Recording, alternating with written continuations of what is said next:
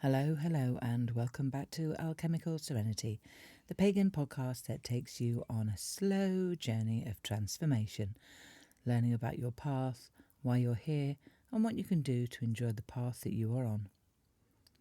My name is Carolyn, and I have been on this path for over 45 years, and it's a beautiful path. It's connected to nature and walking in the footsteps of my ancestors, but in a more modern way. I am a Druid Witch, which means I work with two different forms of energy combined. Druidry is subtly different to witchcraft. If you have found your way here for the first time and you're looking for answers or just enjoy listening into podcasts, then come in, grab a cuppa, kick off your shoes, chill for a while, and don't forget to like and subscribe and tell me in the comments where you're listening in from.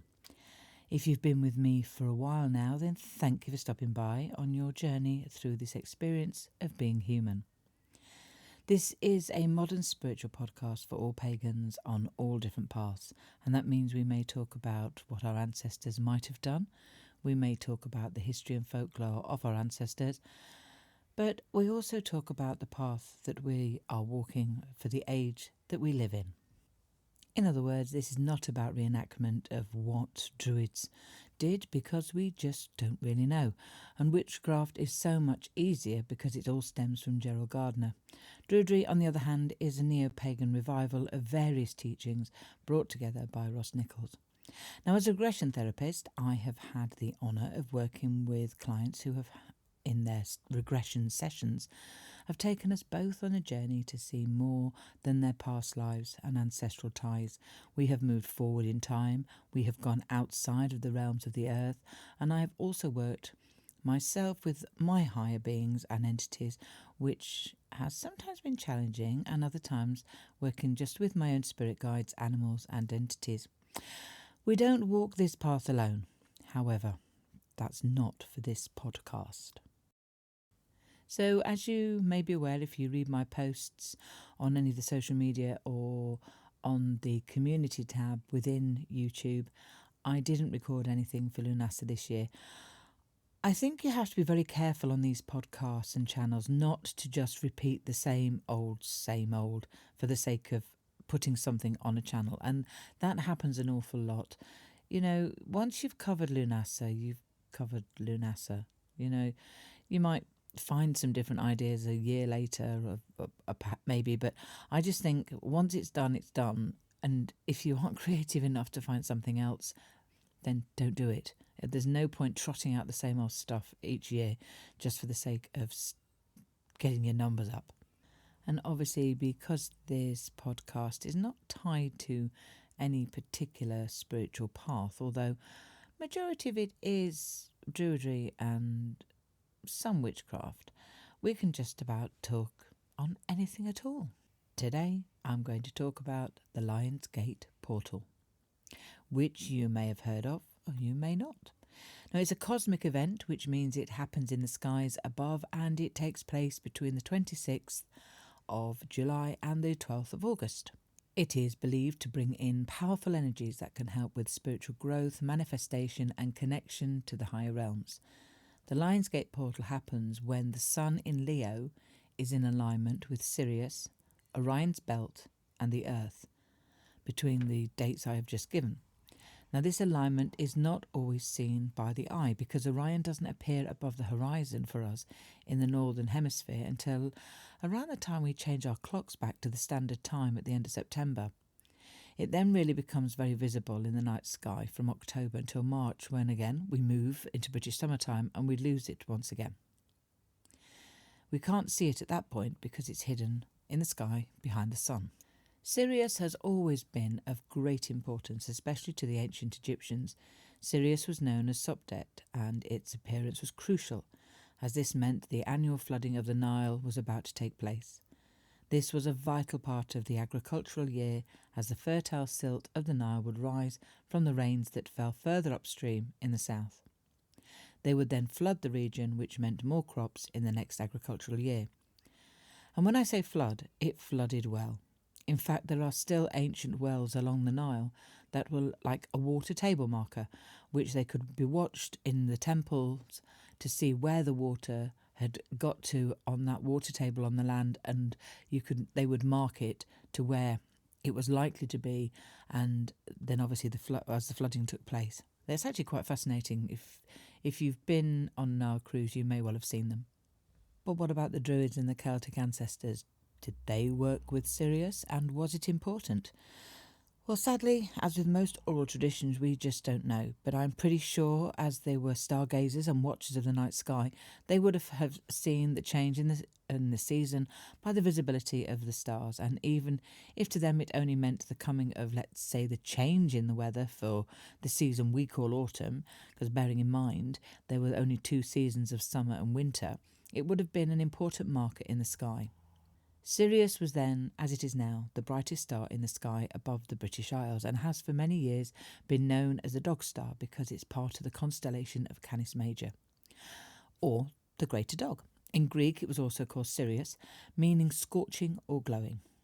It has many names around the globe and has been revered as a profound source of great knowledge and power. So, Sirius, along with Orion, along with the Earth's energies, creates an energetic gateway bringing in some powerful energies.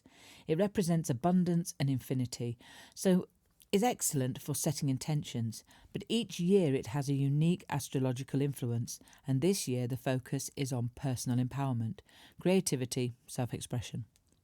Also spiritual awakening, and Sirius is the spiritual sun, which means a time for deep inner work and connection with your higher self.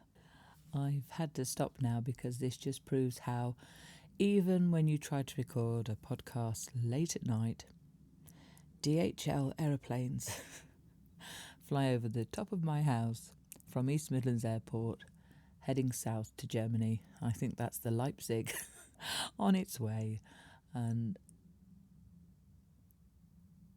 I can hear it. I don't know whether it's going to come out. It'll be interesting when I play this back.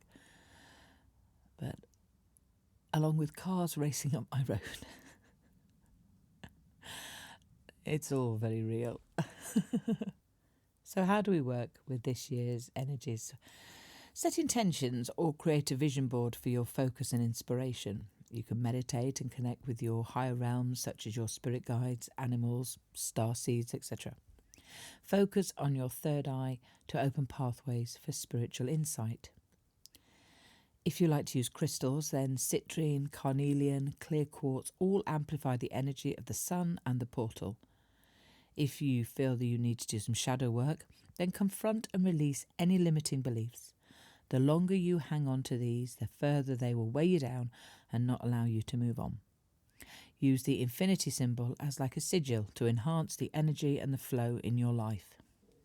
Engage in creative activities, anything creative that you love doing, or perhaps take up the challenge of something new, especially if that creativity takes you a little bit out of your comfort zone. So whether you're an artist, you like to write, you like to paint, you like to create something with fabric or with embroidery, even going and gathering plants from your garden and making an arrangement for your altar. Anything that is creative, however you feel the need to create, then go and create. Many people like to journal, so here are some prompts for you if you'd like to try these ones. So one of them will be, what do I want to manifest right now? Another is, what fears or doubts do I need to release to fully embrace my potential?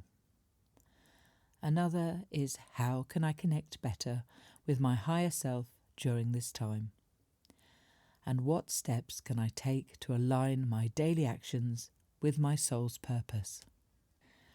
Remember, regardless of what you do, it doesn't really matter, but the key to this year is intention. So be open to the magic of the Lion's Gate to guide you to your highest potential. So I hope this has given you some ideas of where you can work with the Lion's Gate energy this year. Next year, the energy could be different and have a totally different feel and purpose. So working in the now and the present creates our future. Thank you for listening in, and if you do work with the Lion's Gate energies this year and want to leave a comment below, then feel free. It's lovely to hear from you, and also It's nice to have your experiences shared, which may help someone else on their path just looking for answers and ideas, and that might be yours rather than mine. So with all that in mind, until my next podcast, don't forget to come and join me on social media at both Facebook and Instagram, where I do add more stuff in. When I don't get time to record a podcast, then I tend to put things up on Facebook and Instagram. It would really be lovely to see you there, and I'll leave links in the description box below. So with much love and light on your path, in your grove, blessed be, enjoy the Lionsgate portal while you have it. Take care, and bye for now.